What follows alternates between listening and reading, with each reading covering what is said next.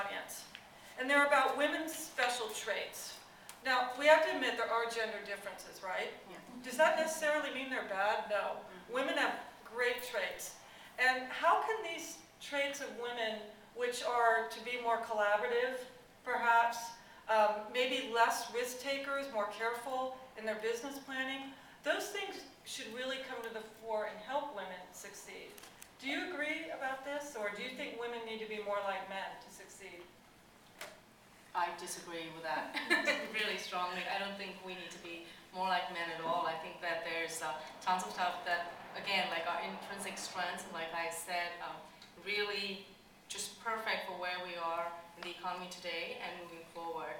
And one of them is just our ability to multiply. You know, just DNA, we're able to make, you know, babies.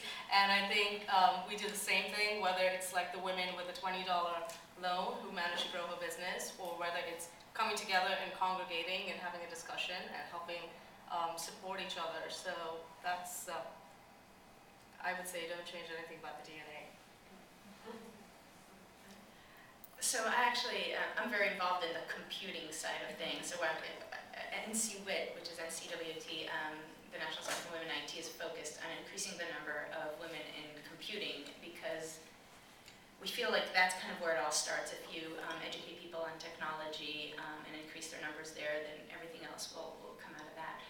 So I just read this wonderful article, and it had a table in it that kind of compared the old style developer and the new style developer, where the old style is like a guy who's like writing code, ton of code on his own, no comments, nobody understands what he's doing, but he's always right, and he tells you everything, you know, that you can't read his code, so he tells you what it does, and if there's a bug, no one can find it. Whereas the new age developer, which tries to do things a lot more clearly, a lot more collaboratively, to work together to solve a problem with everyone, rather than kind of be the hotshot one guy who's doing it all. So I feel like taking that table to where we're going, I think women do tend to collaborate more and discuss more and communicate more.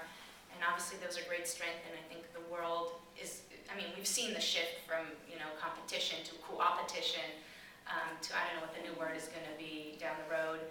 And I feel women are going to play a huge role in that. I also read an interesting notion where in an article they said women are very good at connecting, but what we need to work, and connecting kind of on the bonding sense, but what we need to work with women is to teach them how to bridge. And bridging means kind of not necessarily bonding, but communicating with someone that is not like them. So not necessarily bonding on, oh, we both have kids, let's talk about that, and then do business on the side, but rather know how to bridge differences. Because women, I think, tend to do bonding on the personal side, and we do need to figure out a way for everyone to work together. But it's so interesting. I think the model of the old computer guy and the new computer guy is it's the exact same thing that can be applied to the old form of leadership and what leadership is today. So Exactly. You are listening to the Commonwealth Club program, Girls Gotta Do Business, with Julie Abrams of Women's Initiative, Allison Corvarubias of the Hatch Network, Bot Enosh of NCWIT and Women 2.0, and Aisha Matthews-Wawa, SF Director, Savor the Success. Let's talk about women's other roles, mothers and general caretakers of the family, both young and old. Do you think this is too big of a conflict for women to overcome to be able to handle everything? We have a couple mothers in our panel, I know that.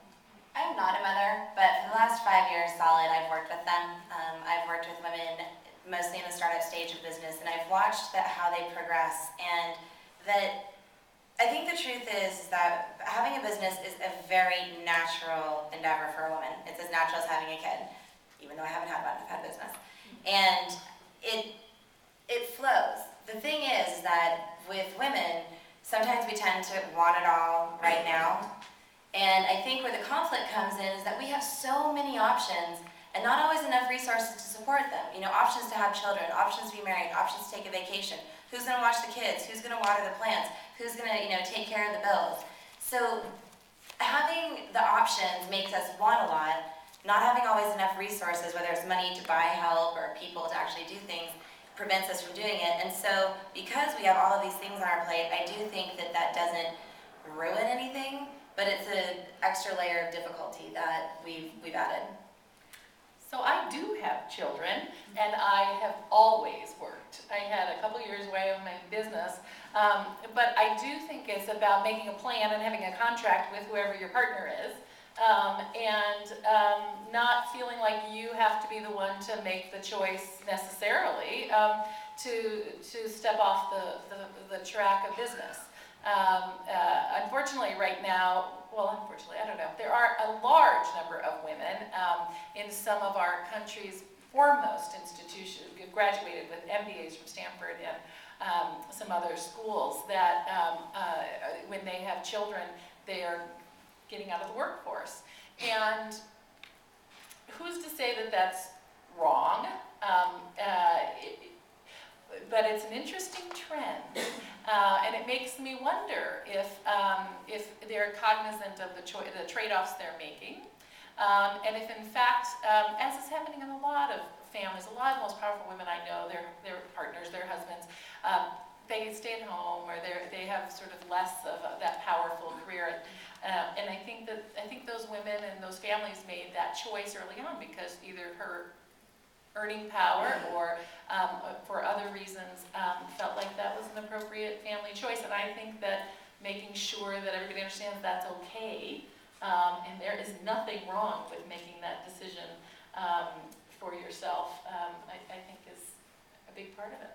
I have a point to make here. As a financial planner, and I market to women, I end up with couples, but the woman is the one that wants the financial planning, for one, and a lot of times she is the major earner in the family. And I'm seeing that almost as a trend. It's happening more and more. The men come into the meeting, they're quite happy in their role of being house husband or whatever you want to call it. And I don't know, maybe that's just about what this is all about. Women are getting more power and influence in the workforce, and it's coming out in that way too. But I see that quite often. So first, I think the question needs to be even broader. I mean, whenever I talk to my husband and I say, there's this problem with women and kids and so on, it's like, no, it's a problem with anyone who has kids. It's not just women. He can't wait, for his couple of years off, because I'm kind of on half gear right now. And he's like, when are you going back full time so I can take my time off? And it's a big problem. I mean, I think it's a problem because globalization has created such a competitive work scene that people are to stay competitive, especially if you have a business, you got to be on all the time, and it's hard when you have kids. And so I kind of divide it into two things. I think that in the workforce, like in corporate America, people are opting to kind of take a few years out, and I think if we kind of created these paths for them to on-ramp again, for men and for women. Of course, corporates basically are losing a lot of money. They've trained these people and they're losing them, and there's no way for them to come back. So I know there's organizations who are working on that, and is it Merrill Lynch or one of the big financiers, Goldman Sachs, or one of those, not Goldman Sachs, but one of the big ones has already created a really extensive on-ramping scheme for their women because they realize the value of the women who have taken 2 to 5 years off or so on. So I think that's one path. For entrepreneurism, I see it all around me, and honestly, I don't see how you can do both. I think we will need to figure a way, either if you have the right partner. I'm still struggling with how do you have children and start a business. Maybe it's not the best time before your kids are turned 5 or so on, where you can dedicate your life